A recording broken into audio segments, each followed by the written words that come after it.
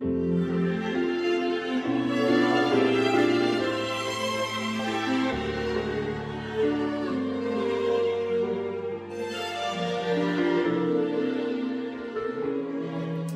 새벽에 우리에게 주시는 하나님의 말씀은 구약성경 출애굽기 12장 29절에서 36절의 말씀입니다. 하나님의 말씀을 봉독하겠습니다.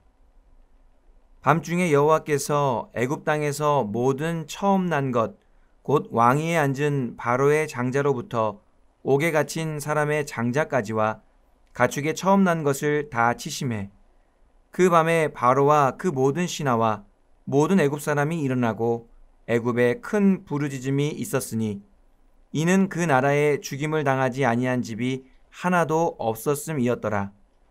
밤에 바로가 모세와 아론을 불러서 이르되 너희와 이스라엘 자손은 일어나 내 백성 가운데에서 떠나 너희의 말대로 가서 여호와를 섬기며 너희가 말한 대로 너희 양과 너희 소도 몰아가고 나를 위하여 축복하라 하며 애굽 사람들은 말하기를 우리가 다 죽은 자가 되도다 하고 그 백성을 재촉하여 그 땅에서 속히 내보내려 하므로 그 백성이 발교되지 못한 반죽 담은 그릇을 옷에 싸서 어깨에 매니라.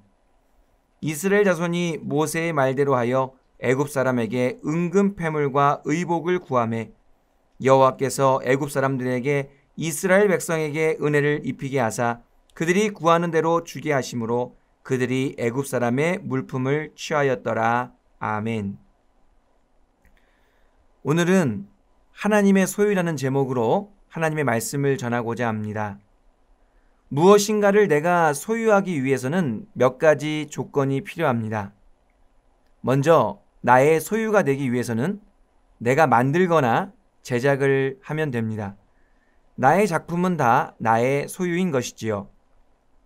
또 나의 소유가 되기 위해서는 누군가가 자신의 소유를 나에게 선물로 주었을 때 그것은 나의 소유가 됩니다. 상대방은 주었고 나는 받았기에 나의 소유가 되는 것입니다. 마지막으로는 내가 다른 사람의 소유를 돈이나 다른 수단으로 구매했을 때 그것은 나의 소유가 됩니다. 어떤 수단과 방법을 통해 소유권이 이전되는 것입니다. 이렇게 누군가의 소유가 되기 위해서는 이러한 과정과 절차가 필요합니다. 오늘 말씀에서는 이스라엘 백성이 어떻게 하나님의 소유가 되었는지에 대해 말씀하고 있습니다.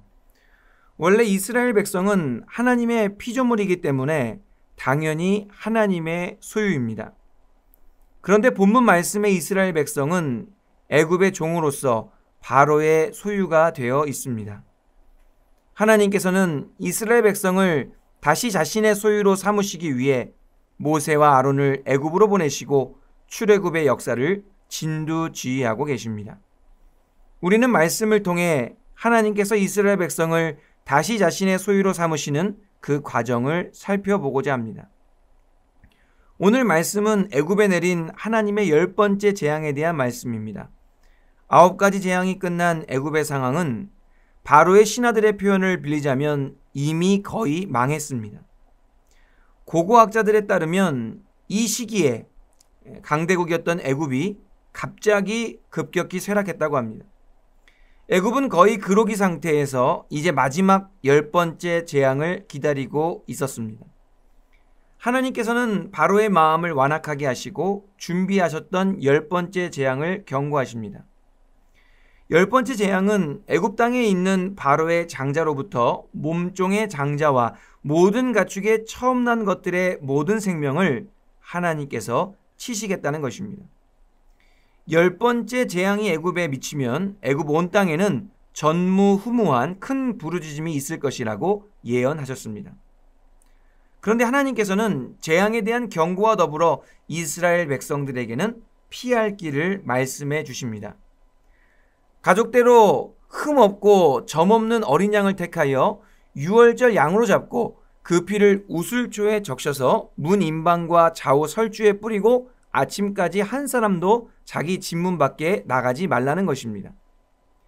그러면 여호와께서 애굽 땅의 모든 사람들에게 재앙을 내리려고 지나가실 때에 유월절 어린 양의 피를 보시고 그 가정의 문을 넘어가시겠다고 약속하셨습니다.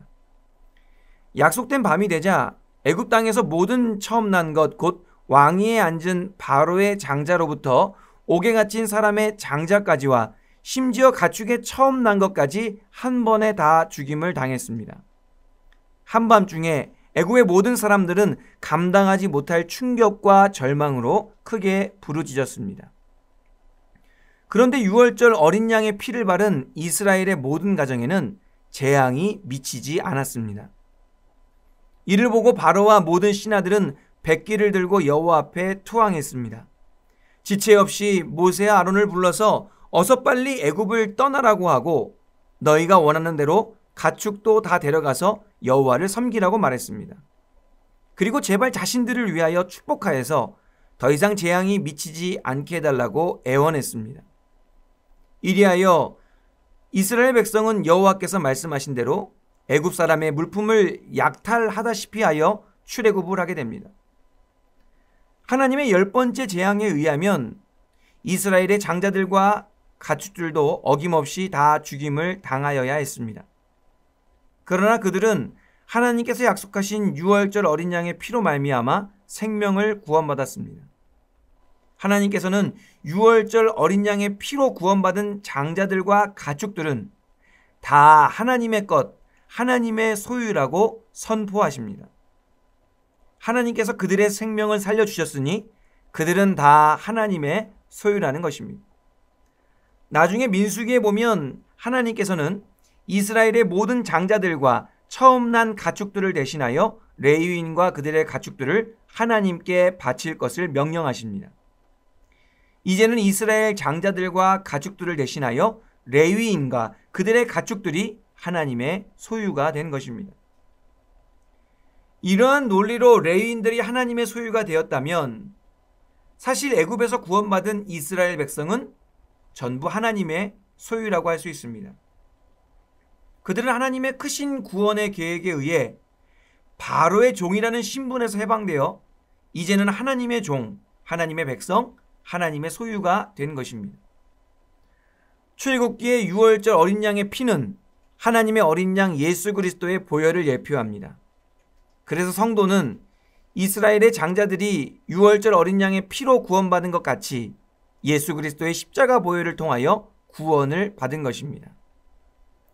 예수 그리스도의 십자가 보혈로 구원받아 하나님의 소유가 된 성도들은 항상 두 가지를 기억해야 합니다.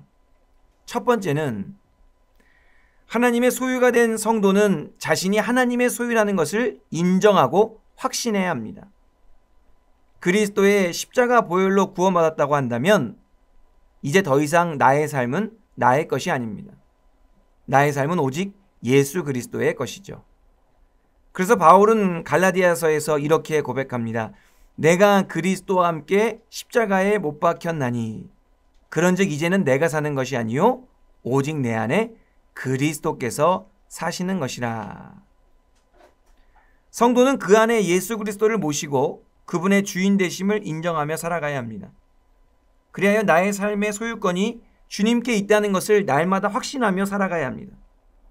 예수님이 우리를 자신의 소유로 삼으시고 우리의 주인이 되어 주시기에 우리는 어떠한 상황과 환경 속에서도 감사하며 평안하고 기뻐할 수 있습니다. 우리 주님께서 모든 것을 책임져 주실 것이기에 주님께 모든 것을 맡길 수 있습니다. 그러나 이것은 어디까지 우리가 예수님의 주인 되심을 인정할 때만 가능한 일입니다. 우리는 더 이상 우리의 정욕과 탐심이 우리의 삶을 주장하지 못하도록 결단해야 합니다. 주님께서 허락하신 새 생명은 나의 것이 아니라 나에게 위임된 것임을 깨닫고 청지기적 사명으로 하나님의 뜻을 받들어 잘 살아내야 합니다.